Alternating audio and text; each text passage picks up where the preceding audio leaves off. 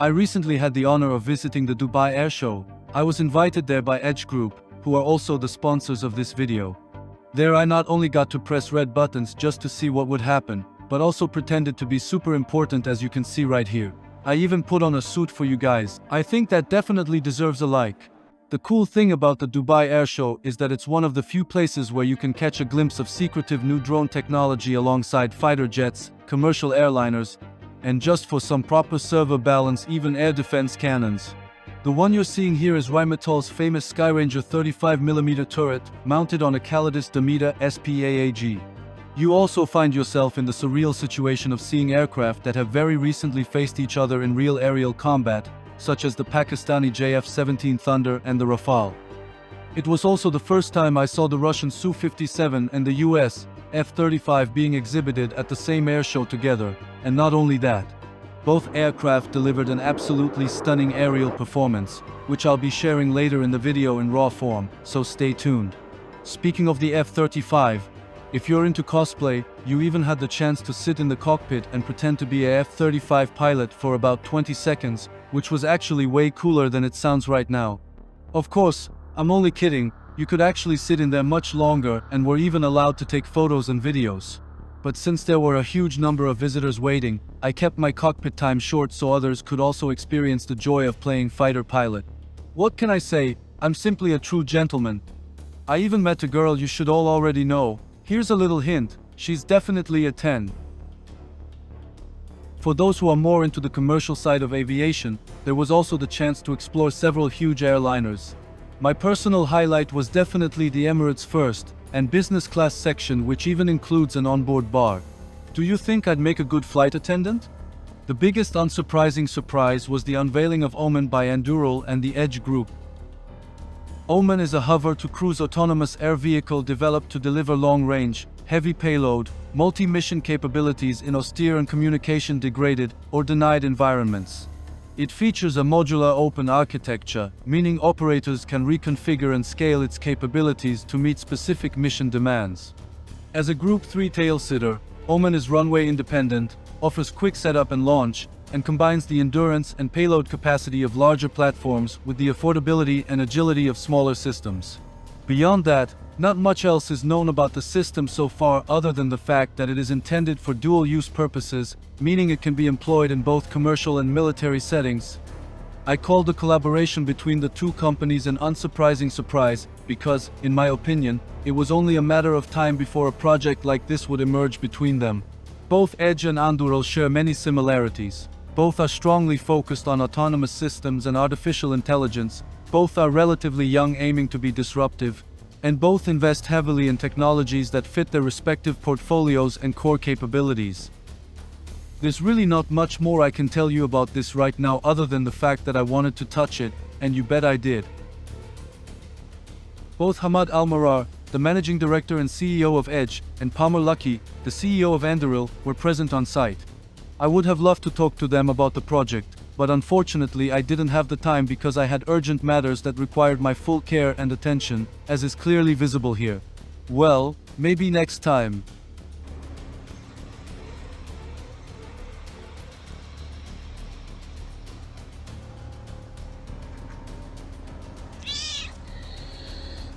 Since I've now finally proven that I am, in fact, a human being, and not a robot, and that we Germans do have a sense of humor, I want to address something more serious before we continue. On the final day of the air show, a tragic accident unfortunately occurred. An Indian Tejas fighter jet crashed during a negative G maneuver, and the pilot sadly lost his life. I gave a lot of thought to how I should address this incident, and ultimately decided to cover it in a separate, more appropriate video. However, I felt it was important to remain transparent and mention it here as well, so it doesn't appear as if I were trying to hide or avoid the subject. As mentioned, more details will follow in a dedicated video. I also plan to release at least one more video about the airshow in the near future. Since there was a ton to see and countless fighter jets were putting on an incredible aerial show while even more interesting exhibits were on display, I decided to keep this video in a more raw style from now on, with minimal commentary from me and plenty of footage for you to enjoy. The content ranges from drones and American equipment to modern Russian military hardware, crazy jetpacks, and more. I've added timestamps for all fighter jet performances and other key events so you can choose exactly what you want to watch and when. Like a kind of digital walkthrough that should hopefully make you feel at least a little bit like you were there yourself. If you appreciate my work, it would help me a lot if you could support the channel by leaving a like, a relevant comment on the topic, and sharing this video wherever you see fit. Thank you so much in advance. And now, on to the first fighter jets in action.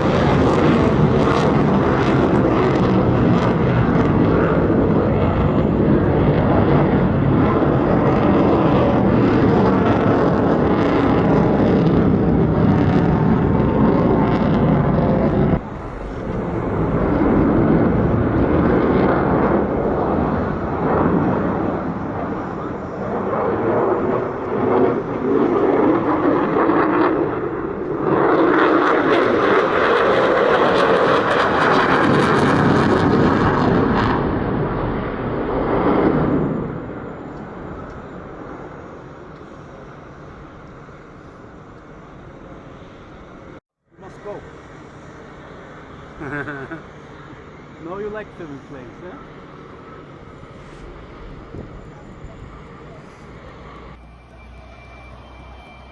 Edge is one of the world's leading advanced technology and defense groups. As the company's chairman told me in a previous interview, Edge is a technology company that happens to be in the defense sector. During Dubai Airshow 2025, Edge has lifted the veil on 42 new products and solutions, delivering one of the most ambitious launches in its history. The new lineup spans autonomous systems, smart weapons, propulsion systems, space capabilities, radar technologies, and secure communications, reflecting the UAE's growing industrial strength. Pretty interesting was the already mentioned future product of the newly announced Edge Anduril production alliance called Omen.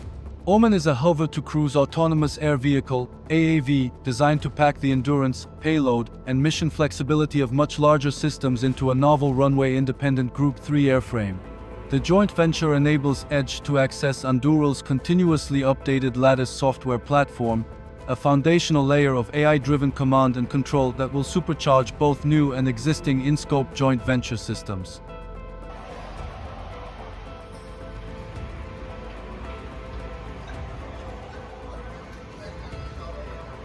Regarding the Dubai Airshow, Hamad Al-Marar, Managing Director and CEO of Edge Group, said on the first day, Dubai Airshow has a special place in Edge story. It was here in 2019 that our story began, and this year it stands as proof of how far we have advanced. From a bold idea to a global force, we've now launched 42 new products in a single day and more than 250 across our portfolio. We are not only meeting the needs of the local market but competing globally, with over 53% of our revenue now driven by exports. What was once an ambition is now a reality, powered by our people, our world-class partners, and an unrelenting determination to lead the future of advanced technology and defense.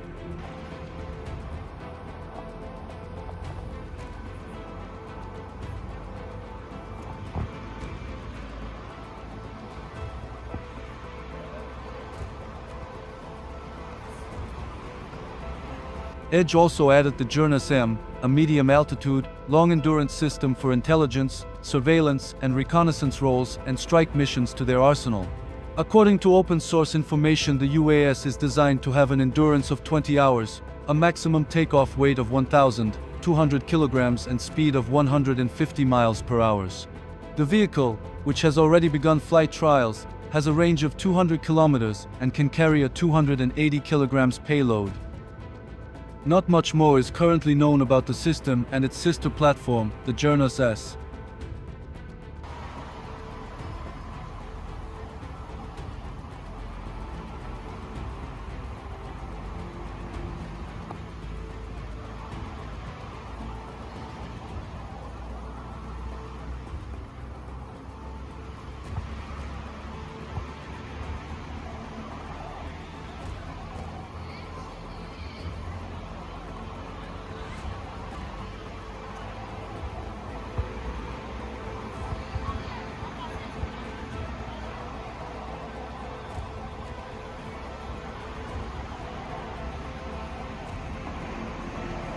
Here we have two already well-known systems from the Swiss company Avia, which also operates under the umbrella of Edge. The company produces unmanned helicopters such as the Avia HT-100 and the much larger HT-750. The latter also appears to be capable of transporting not only regular cargo but potentially even personnel. Longtime viewers of the channel may remember these systems, as I've already covered them several times in the past.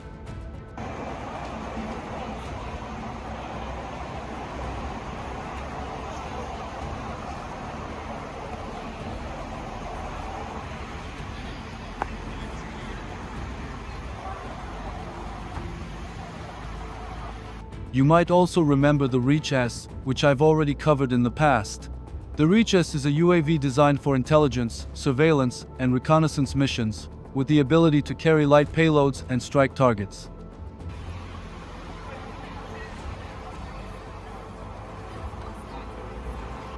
Another capability that should not be missing from any modern arsenal is drone defense. Alongside kinetic and explosive hard-kill systems, so-called soft-kill solutions and systems operating in the electronic warfare spectrum are becoming increasingly important and interesting.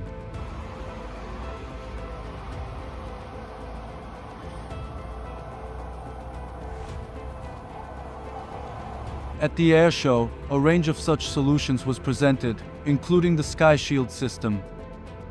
The advantage of such systems over traditional hard-kill solutions is that they are far less resource and cost-intensive than conventional means of drone and air defense.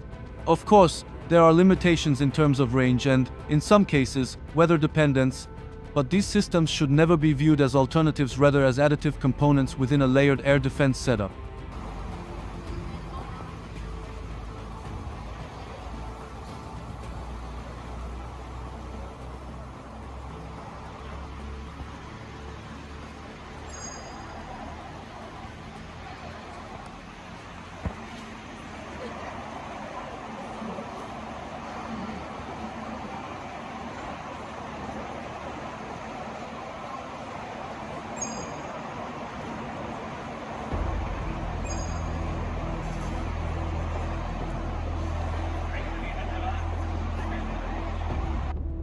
Well, this thing here can basically protect a wide range of aerial platforms from diverse radar-guided threats. That should be enough for now.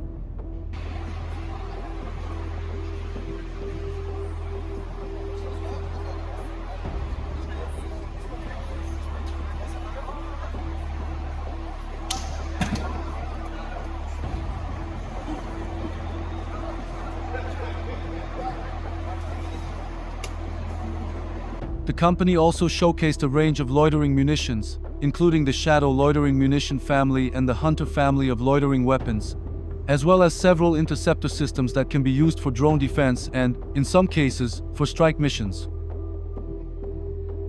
The concept behind these loitering munition and interceptor families is to blur the traditional line between reconnaissance drones, strike assets, and air defense systems.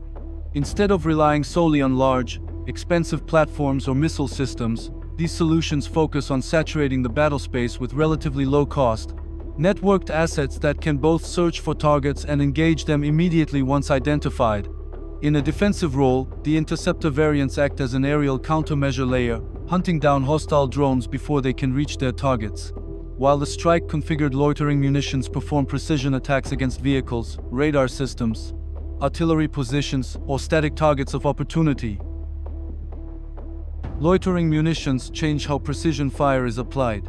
Instead of launching a weapon at a pre-planned coordinate and hoping the target remains there, these systems loiter over the battlefield, wait for dynamic targets to appear, confirm identification visually or through sensor fusion, and then engage immediately.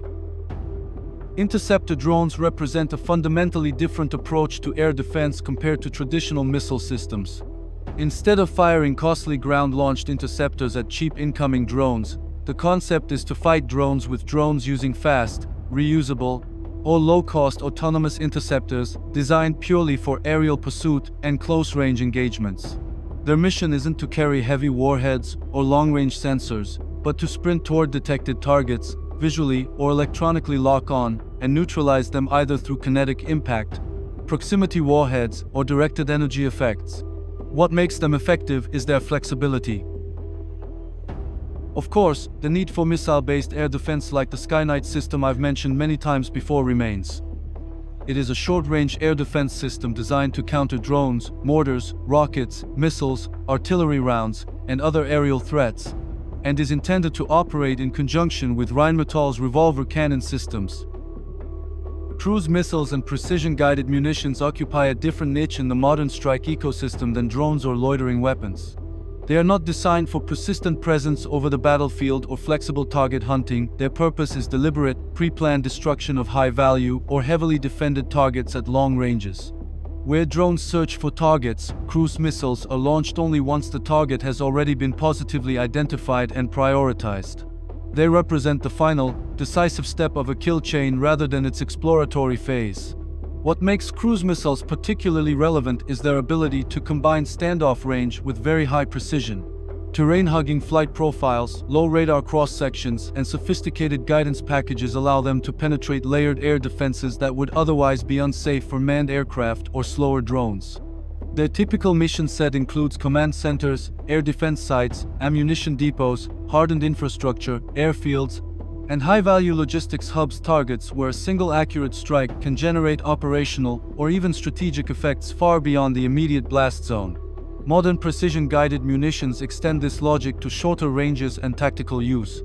Satellite guidance, inertial navigation, laser designation, and multi-mode seekers have turned artillery shells, bombs, and small missiles into surgical strike tools rather than area effect weapons. This allows ground units and aircraft to engage point targets with minimal collateral damage, even in complex environments like urban combat or close proximity front lines. In many cases, one precision round can replace dozens of conventional shells, reducing ammunition expenditure and logistical strain while increasing tactical effectiveness. From a battlefield economy perspective, these weapons remain expensive compared to drones or loitering munitions, but they deliver effects that cheaper systems cannot. A drone swarm can disrupt air defenses, a cruise missile can remove the radar station entirely. Loitering munitions can destroy vehicles and exposed equipment. Precision bombs can collapse hardened bunkers or fortified command posts. In other words, these weapon categories don't compete with each other, they complement each other inside a layered strike doctrine. Super cool were the guys from Gravity Industries with their jetpacks, who were also invited by Edge. Their performance will follow now. This will be followed by the Russian Su-57 jet in action.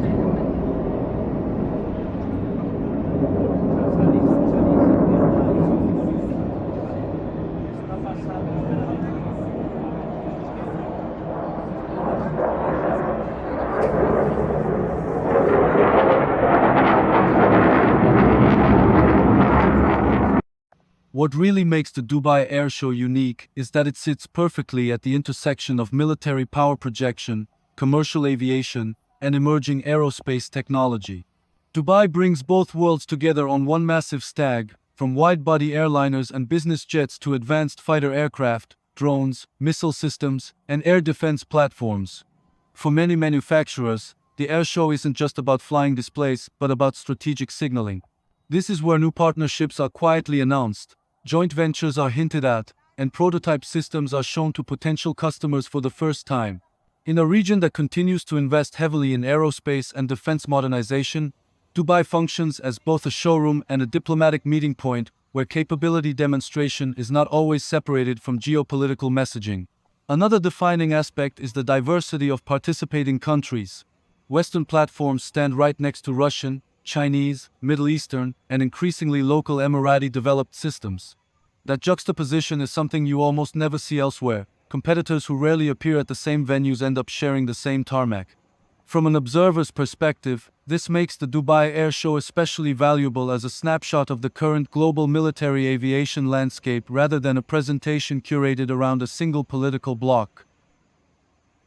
A major part of the Dubai Airshow that often flies a bit under the radar is the private and business aviation scene. Dubai has become one of the global hubs for VIP and corporate aviation, and the airshow reflects that perfectly. Manufacturers like Gulfstream, Bombardier, Dassault, and Embraer traditionally use the show to showcase their flagship long-range business jets, aircraft built not for short hops between cities, but for true intercontinental travel with non-stop ranges linking the Middle East directly to Europe, Asia, or North America.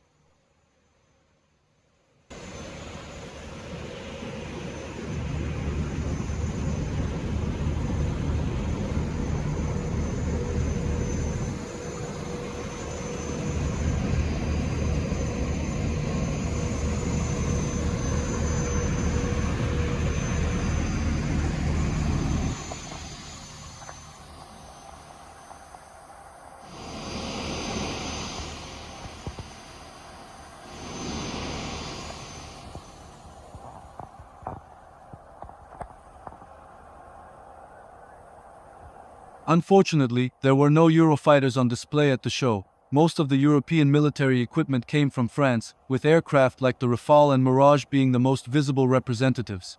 In addition, Airbus had various drone platforms on display, along with some larger fixed-wing aircraft. Militarily speaking, however, the flight line was clearly dominated by American, Russian, and to some extent Chinese platforms. And since I promised more raw segments, I'll stop talking for now and let you see for yourself to get an impression of what it was like there. Spoiler alert, it was pretty hot.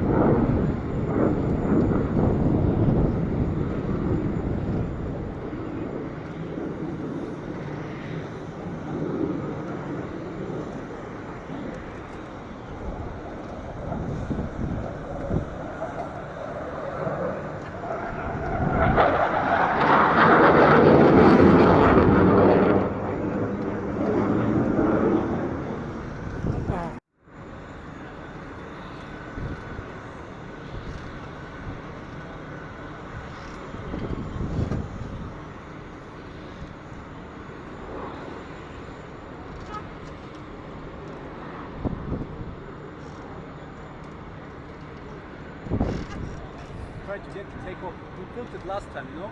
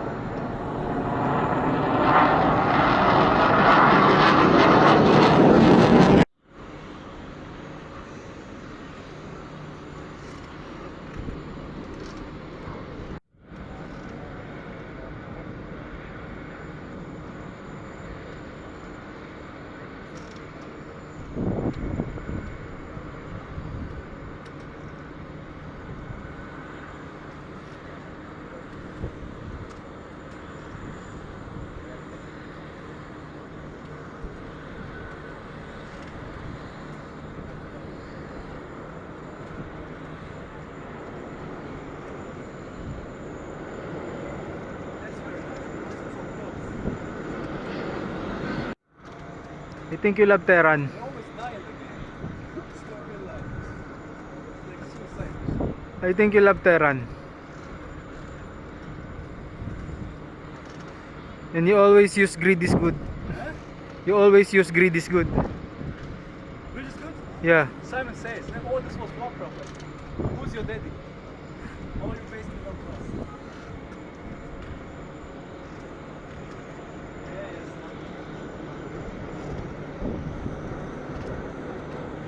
Is it popular in the Philippines?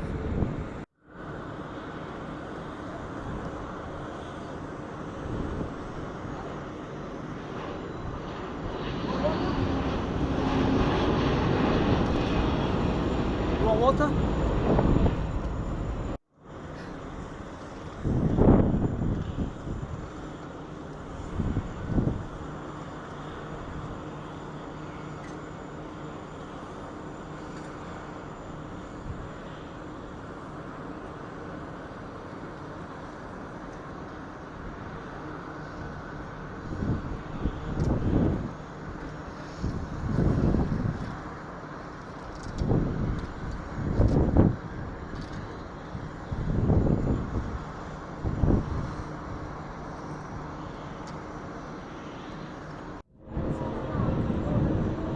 أنا وياي كم واحد بس بيجي إن شاء الله إن شاء الله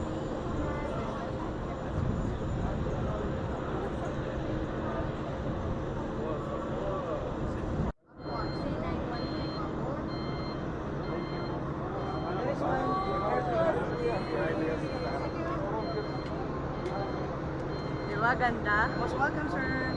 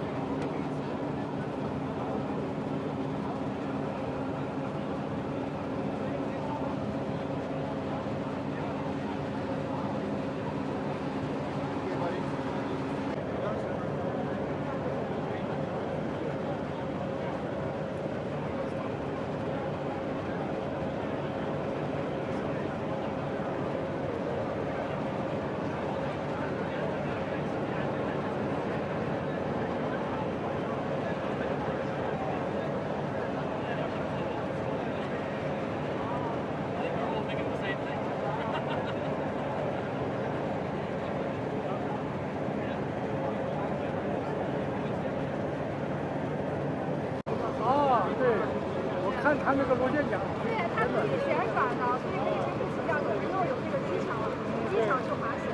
它可以这也可以放到它。是的，是的。以后啊，光你要买搬的。它那个旋翼叫轻转旋，走的就是到大年30才能回家。有领导说不要叫他去。